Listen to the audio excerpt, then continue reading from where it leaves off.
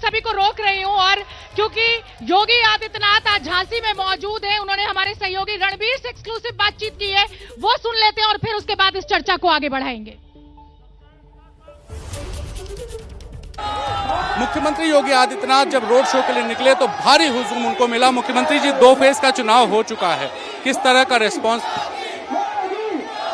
फिर एक बार 300 पार के लक्ष्य को भारतीय जनता पार्टी प्राप्त कर रही है, कोई संदेह नहीं होना चाहिए। 20 फरवरी को तीसरे चरण में झांसी में भी चुनाव है। पूरी झांसी कमिश्नरी आ रही है और आधा चित्रकूट बांदा कमिश्नरी भी है। मैं विश्वास के साथ कह सकता हूं कि भारतीय जनता पार्टी की डबल इंजन की सरकार उत्तर प्रदेश के अंदर फिर से 300 पार के लक्ष्य को प्राप्त करेंगे। जी 80-20 की बात हो रही है, 80-20 क्या है? 80 यही है जो भारतीय जनता पार्टी के कार्यक्रमों को लेकर सुरक्षा, सम्मान, स्वावलंबन और सेवा के कार्यक्रमों से प्रभावित होकर भारतीय जनता पार्टी को समर्थन कर रही है, वह 80 है।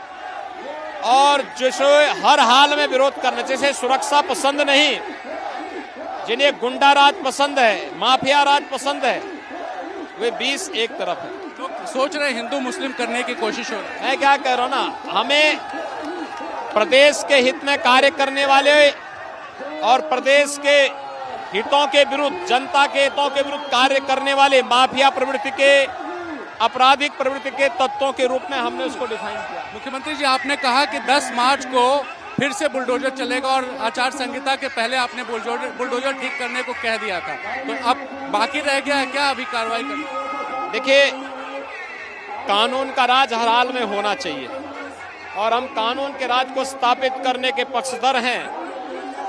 और इसीलिए हमने कहा है कि 10 मार्च के बाद जो पहले 17 से 22 के बीच में चला है, 10 मार्च के बाद वही क्रम आगे बढ़ेगा। इस पर चलेगा जो कानून को हाथ में लेंगे, प्रदेश में माफिया राज, गुंडा राज का समर्थन कर रहे हैं।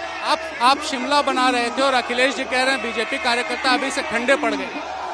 देखिए, ये तो उनकी बौखलाहट स्वयं बता रही है कि हार के कारण भाजपा प्रत्याशियों पर हमला करवा रहे हैं। लेकिन चिंता न करें, 15-16 दिन बाकी हैं। 15-16 दिन के बाद ये गर्मी भी उतर जाएगी। आखिर सवाल, चन्नी साहब ने कहा है यूपी वालों को पंजाब नहीं आना। देखिए, ये कांग्रेस का संस्कार है। कांग्रेस ने देश को इतने जख्म दिए हैं, जातिवाद का, क्षेत्रवाद का, भाषावाद का, आतंकवाद का, नक्सलवाद का, और इसलिए देश बार बार कांग्रेस को ठुकरा रहा है। आज तो संत शिरोमणि रविदास जी की पावन जयंती है और चन्नी जी स्वयं काशी आए थे। कम से कम सदगुरु संत शिरोमणि रविदास जी के उपदेशों से कुछ ही प्रेरणा ले लेते तो संभवतः कुछ भला हो गया होता।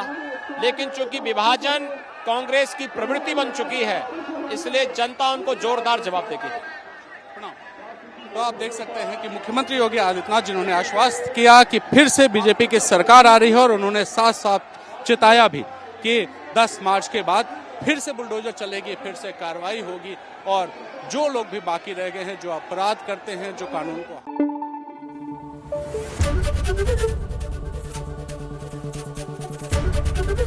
एबीपी न्यूज आपको रखे आगे।